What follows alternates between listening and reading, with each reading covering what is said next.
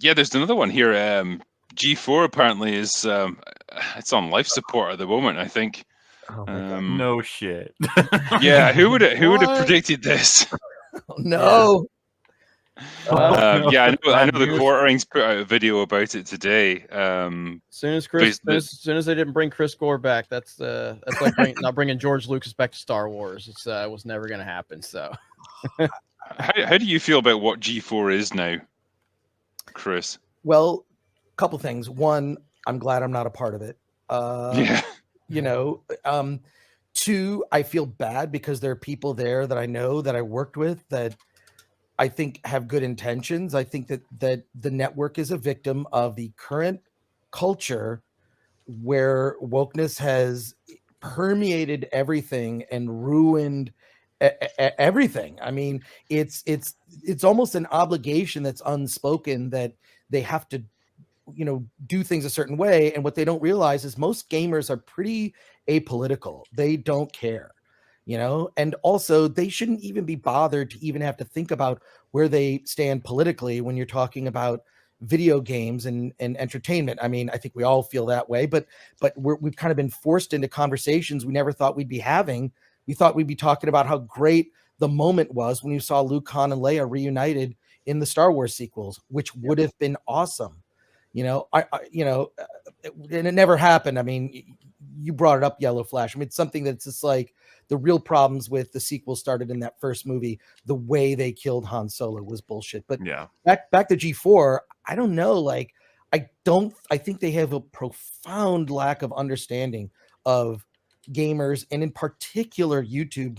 When I'm putting out videos that perform better than what's on the G4 YouTube channel with a fraction of the subscribers, I've closing in on 30,000 subscribers, but they've got like 400,000 or something. Like, how are my videos doing better? Like, that's ridiculous. It just shows like how out of touch they are and the overproduced nature of it. You know, they're approaching YouTube like it's a low budget TV show. But they're spending tons of money, and what it lacks, the number one thing that G4 lacks, is authenticity. Yeah. And I think that well, for a start, everyone who's watching this, subscribe to Chris Gore. Like, your channel's called Film Threat, isn't it? Yeah, So it is. Thank you for that. Get him to 30K. Like, go and subscribe to him now. The link is in the description. So click on that just now and get him up to 30K, please. But for another thing, you're exactly right about what gamers are. Like, they're apolitical, and if anything, they're counter to the prevailing narrative, which is you know, kind of political correctness and being like super sensitive to everyone's feelings. That is the exact opposite of what most gamers are. That's what a show needs to be if it wants to succeed now. Because you would want to feel as a gamer that the show is on your side and it represents your opinions. And that's the exact opposite of what G4 is now. It's the establishment trying to lecture you. Like, who the fuck's going to want to watch that? That's madness. Yep.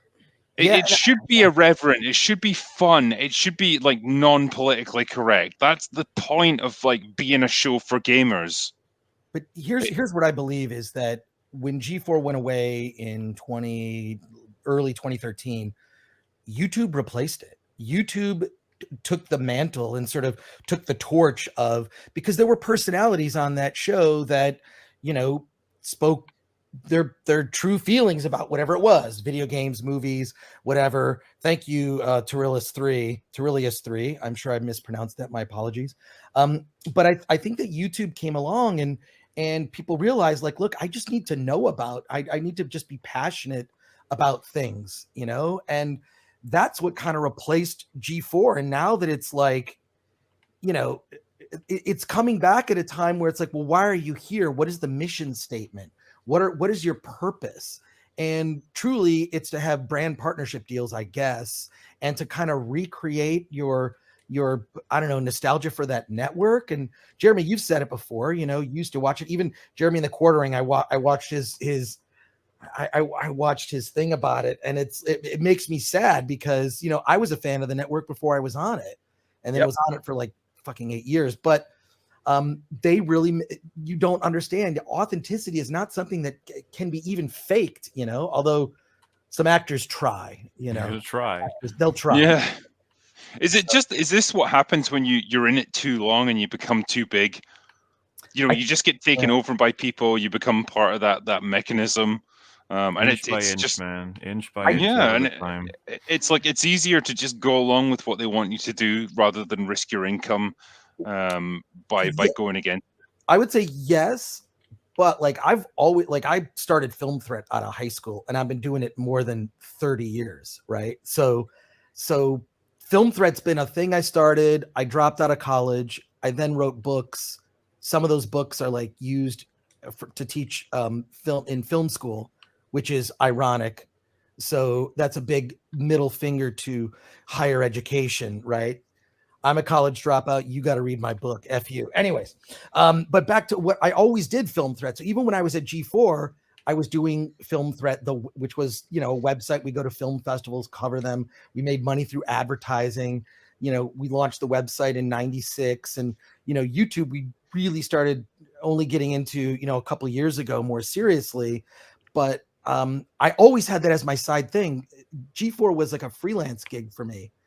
So I think it's a matter of just having like always have your own thing, right? You got to always have your own thing. I mean, look, if some company wants to hire me, as long as it's on my own terms, I'll do it. I always say no because I don't want to, and then the more I say no, the more they'll want to pay me. But I don't get those kind of offers anymore. I mean, I don't really care. You know, I don't, and I just look at G4 as like it was just many strategic errors going in. And I think the main thing was kind of leading into the political climate that they thought that the audience, I mean, did they ever do like some sort of study of like, well, what do you want out of the new G4? And I don't think anybody would say lectures. Here we go. This is what they wanted. Yeah. Yes. Precisely. Yes. Yeah. This is they weren't fucking, there for like, your. look, if you've got like beautiful young women, you know, available to you, of course you're going to make use of them in that way because They were never there gamers for are you to look gamers. at. They were never there for you to be easy on the eyes. Yeah, but they were easy on my eye. The whole thing is so strange. Like even like something like Collider. I watched Collider a lot, you know, years and years ago. And I think in a lot of ways, a lot of us have kind of replaced that. And that's just a corporate entity, you know, that had their big studio and their fancy lights and their big connections and their studio premieres and their, you know, interviews with celebrities. And it's dead now, you know. Collider's irrelevant. You can tell fakery a mile off. You can tell when it's just some fucking dickhead like reading off a teleprompter and trying to get all like happy clappy and enthusiastic about something. Like it doesn't work anymore because, like you were saying, like we brought up, you know, the world of YouTube has opened people's eyes to like, well, these are what real fans who are really passionate about a subject are like. Yeah, they're not as polished, they're not as well produced, they don't have the budget behind them, but they're speaking from the heart and they actually like give good insights into the things that they're talking about. That's how it works now. That's what succeeds. And we almost just don't need anything like that now. We don't need produced shows like G4 or Collider or any of these shitty like rag video game websites like Kotaku or Polygon, because everyone knows exactly what they are now. They're people that deal in in hate clicks basically. Like that's their only way of making money. They're fucking everywhere.